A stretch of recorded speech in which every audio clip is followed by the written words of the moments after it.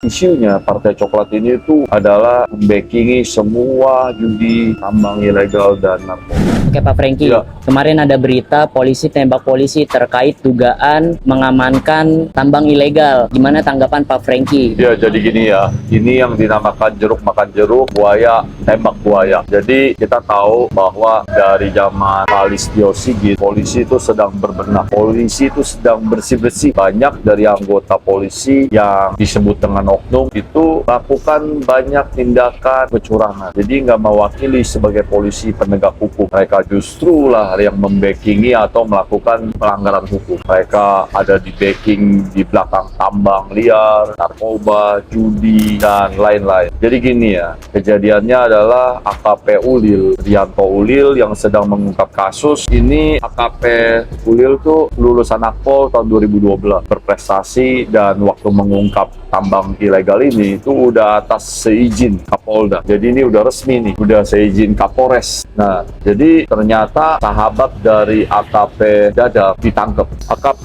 Dadang itu merasa dia lebih senior, walaupun pangkatnya sama. Harusnya yang Akpol ini dia menghormati yang senior karena usia terpaut jauh. Dari sini kita bisa ambil pelajaran ya, kita sebagai polisi harus hati-hati sebab kita nggak mau lagi terjadi seperti ini. Oleh sebab itu kita sebagai polisi jadi pelajaran ini buat ke depan. Kedepannya nanti ketika mengungkap kasus yang ada berkaitan sama anggota polisi juga, jangan sampai kita kecolongan, kita yang benar malah kita yang celaka dan meninggal kena tembak. Ini juga bukti bahwa di dalam polisi itu nggak semuanya jahat. Masih banyak orang baik yang mau mengungkap masalah ini semua. Karena perintah dari Presiden jelas, asta cita untuk membasmi, menumpas habis judi online, tambang ilegal, narkoba. Jadi polisi ini sedang berusaha memperbaiki citra polisi. Sebab ketika tingkat kepercayaan terhadap polisi ini turun dan rendah, maka tingkat kriminalitas di sebuah negara, yaitu Indonesia, pasti akan tinggi. Karena semua masyarakat tuh jadi nggak takut lagi sama polisi. Nah, itulah sebabnya polisi itu terus berjuang, berbenah diri untuk memperbaiki bersih-bersih. Jadi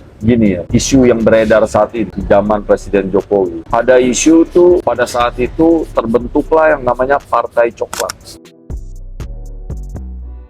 Kita nih selalu FYP di layar kalian. Kalau kalian mau terus untuk kami dalam mendidik dan mengedukasi budi pekerti buat generasi penerus bangsa kita, maka kalian harus follow supaya kita nih bisa mengembangkan tim kita. Seperti yang kita tahu, kalau orang baik itu terus diam, maka nanti kalah dari orang jahat.